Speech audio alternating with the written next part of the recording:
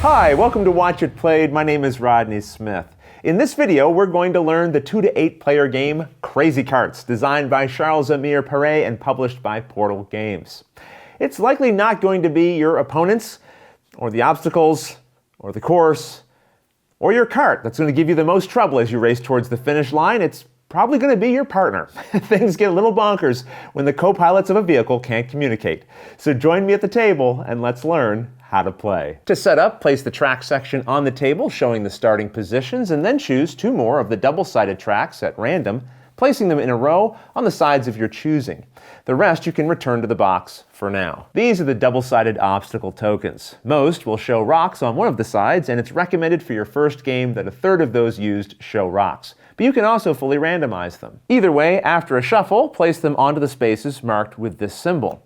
And when you're finished, it will look something like this. The remaining obstacles you can then return to the box. Divide the players into teams of 2. There are rules included if you have an odd number of players and they involve using this lone wolf board, but I'll leave those for you to discover on your own. In this video, I'll assume we have 4 players. Have teams each choose a kart, and based on the number of players, you'll use the indicated spaces, randomly placing a kart on each. In a 2-team game, they'd go here, and the rules tell us to face the karts like this. You set up the karts like this in a game with 4 teams, and with 3 teams they go here, with the team randomly chosen for the middle, choosing their facing of either left or right. Now each team collects the player decks, control panels, and screens in their faction's color. For example, the team with the red kart are the dwarves, and they would gather all of these items, giving 1 set to each teammate. Note that although the player decks have different backs, their contents are all exactly the same. The players with the speed up action on their control panel get this speedometer and speed marker, which they set to the 0 position. They also take a damage marker and place it here. This panel should always be visible to all players, but hide the control panel behind your player screen. The player with this control panel takes a power up meter, placing this marker onto the 0 position. Again, keeping this clearly visible, but hiding their control panel behind the screen. Now shuffle the power up and upgrade tokens and damage deck into face down stacks, placing them nearby. And while playing, teammates should be seated across from each other. And that's the setup. Crazy Karts consists of 2 different races. First, a qualifying race that we've set up here, which will then determine the positions of the racers going into the final race. The team that wins that final race will take all of the glory and this cardboard champagne token. Regardless of the race that you're performing, each is played over a series of rounds broken into 2 phases, starting with the planning phase. This phase is performed simultaneously by all players, with each shuffling together all the cards from their deck, including any left over on their control panel from a previous round. They then each draw a number of cards based on the value found here beside their current speed. So at the beginning of the game, you'll draw all 6. You'll hide the choices you make during this phase with your screen, but I need to reach in here, so I'm going to remove it. Now players place all of their drawn cards face up onto the control panel spaces, divided as you like. You can leave some spaces empty, put some together on others, whatever you like, but at no point are you allowed to share any information with your teammate. The cards have various point values shown here, and there are 4 1s, a single 2, and a single 3. The more points you assign to a space, the more effective that task will be. Some control panel spaces may also have costs that are modified by the text below them, so keep that in mind, as not all carts work exactly the same way. When both players on a team have finished placing all of their cards, they can count out loud to 5 at a reasonable pace, and then anyone who has not placed cards must discard them. And now it's time for the resolution phase, and you'll begin by removing all of the screens. All teams announce the total value placed on the space labeled 1, Initiative.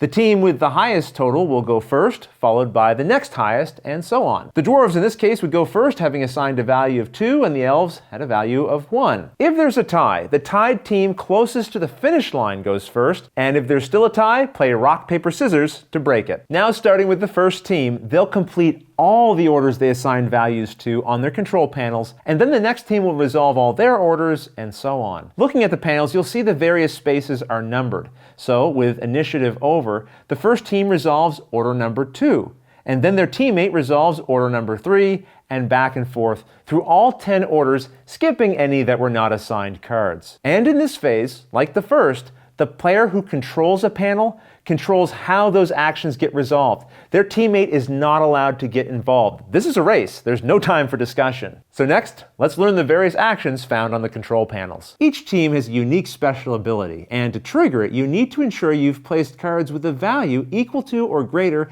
than the cost shown printed on the board. The faction abilities will make sense once you've learned all the rules to the game, so I'll leave those for you to discover on your own in the rulebook. Next is the power-up activation. If you had a power-up token from a previous round, you can place it here during the planning phase along with the required number of action symbols as shown on the token itself. So in this case, I'd need to have assigned at least a 1. Now you would resolve the effect as printed and discard the token. Only one power-up may be played during a team's turn. This special customization action is for advanced plays, so if you like, you can ignore it for your first games, but otherwise during setup, you'll remove this piece from your board, along with the pieces from the other faction boards, shuffle them together, and randomly deal one to each team, which they'll flip over and then place into this empty space. These provide you with unique abilities you can trigger, which you'll find explained on the cards themselves, along with their action point costs. Well, except for this one. It's basically an extra charging station, which is already found on your teammate's control panel, so we'll see how that works in a moment. Next is the brake. For each point assigned here, reduce your kart's speed by 1 to a minimum of 0. So if this was your speed, and we assigned a point value of 1, we'd reduce the speed from 3 to 2. Next is the speed up action. Here you'll increase your current speed by 1 for each point assigned to a maximum of 7. So with 3 points here, we'd increase our speed to 5. Also note, some cards and effects will refer to your speed by this icon here. After action 6, there's another action that must be performed, but you won't find listed on any of the panels. You now move your kart a number of spaces equal to its speed. This is the value shown on the right beside your speed marker. You must move in a straight line based on the current direction your kart is facing. And if you would ever move onto or over a space with this power-up symbol, have the teammate with that symbol on their panel draw one of these tokens from the stack to secretly examine and possibly use on a future turn. If your movement would cause you to leave the track on either the left or right side of the board, then you've hit a wall and take damage equal to your current speed. Let's say we had started from this position and we're moving 3. 1, 2, and bam, into a wall. The damage you take, you track by moving this marker down that number of spaces. So 3 in this case, down to 5. And after hitting a wall, you reduce your speed to 0. Damage sets your maximum speed. For example, with the marker here, we could not increase our speed past it, meaning we'd be limited to a top speed of 4. And let's pretend for a moment that our speed was currently at 3. If you would ever take damage dropping your marker on or past your current speed, reduce your speed to the next valid space. Thankfully, the damage marker can never be reduced below 2. So any extra damage you would take beyond that, you can ignore. If you would enter a space with another kart, you both take 1 point of damage and your opponent is moved forward 1 space, but neither kart reduces its speed. Let's say we hit this kart again, but now it's going to bump into a wall. Our kart won't advance further, both will still take 1 damage, but the kart hitting the wall takes 1 extra damage and reduces its speed to 0. If multiple karts hit in a chain, the first and last karts take 1 damage, and any karts in the middle take 2 damage. Then they all move forward 1 space. Again, if this can't happen because of a wall, the karts stay in their current spaces, take damage just as described, but then all karts, but the first, take 1 extra damage. On top of this, there are also obstacles, which are triggered as soon as a kart enters its space by driving or being pushed onto it. Either way, you then resolve the obstacle's listed effect and discard it. Obstacles stop your movement, but don't change your speed unless indicated otherwise. After resolving movement, now go back to step 7 on the control panels. Here, you must turn your kart if, and only if, the values on the cards are equal to or higher than your current speed. When you turn, your kart stays in the same hex, but you change its facing either one side to the right or one side to the left. Next is the shoot action. Total the value of cards you placed here to get your total range. In this case, 2. Now count from any space adjacent to you in any direction, changing direction if you want and ignoring obstacles. Then pick a kart you can reach the space of. They will draw a damage card from the top of the deck, read it out loud, and resolve it. The next action to resolve is called charging. Here, the player with the power-up meter advances the marker up the track a number of spaces equal to the total value they assign to this panel.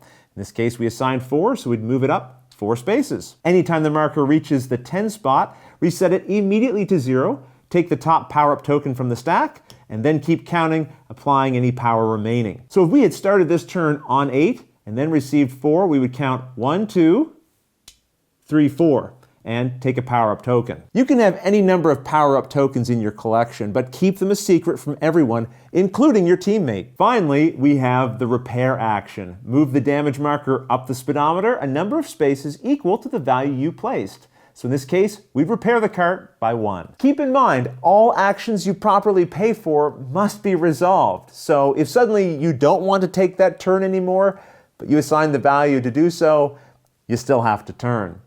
Once all the players have resolved all their control panels, get out the shields, put them down, and start a new round. When a cart leaves the track from anywhere on the top edge of the furthest board, complete the round, and the cart that crossed first is the winner. If any other carts also crossed, they finish second, third, and so on. Either way, the qualifying round is over, and the winner takes 2 of these random upgrades.